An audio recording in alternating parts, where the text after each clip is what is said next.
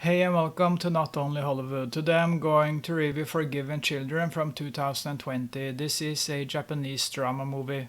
We follow a teenage boy who was previously a victim of bullying. Now he has become the bully. One day he kills another boy with a crossbow, and he and his little gang are in a terrible situation. But he gets away with it. Now he's a hated person, and his parents aren't so popular either. So now they have to move around. Because there's always someone who finds out where they live. And then the mob comes to their home and harasses them. This is an interesting movie about bullying and how the system fails at all levels. We witness terrible police work and a system where a teenager who has killed a boy at the same age gets away with it.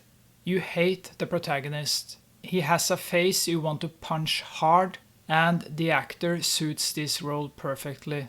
This is a character who doesn't say much, so it's difficult to understand him. Is it the society he lives in that's the problem? Why do his parents know so little about him? Why don't the parents see that he's a weird boy, just like him? Why was he not interviewed by a psychiatrist? I also hated his mother and father, who are both blind. The mother is overprotective and very naive. You hate the entire family.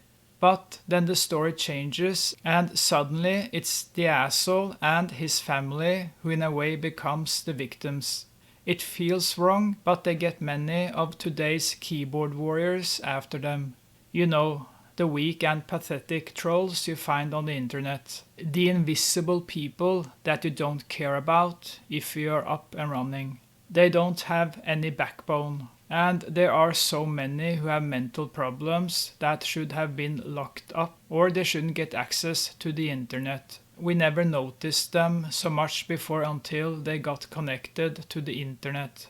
Then we discovered what a cesspool there is out there. Technology isn't that great all the time, as it makes us stupider.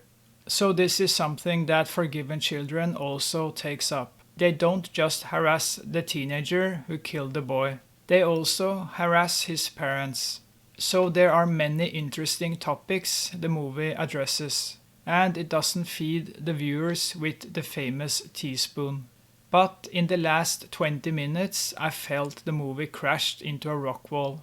Especially the longer scene with the protagonist who runs, stumbles, and is angry while his mother runs around searching for him is a terrible sequence to watch. This sequence lasts a very long time and it's meaningless and annoying. It destroys the entire flow. You can call it artsy-fartsy. Yeah. The ending isn't so good. If you don't like open endings, then I think you will not like the ending in Forgiven Children. It's a strange ending that was more annoying than interesting. I felt I was being spat on.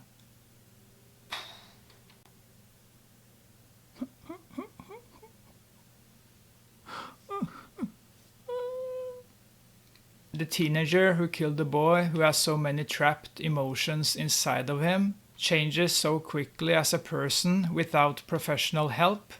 Is he a normal person suddenly? Is this a joke? What's going on?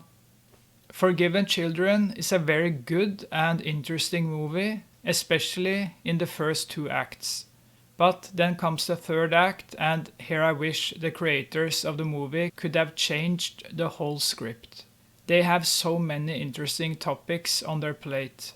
Maybe a little too much, as the movie never dives deep enough into the various topics it addresses. But even with these flaws, Forgiven Children is a movie worth watching.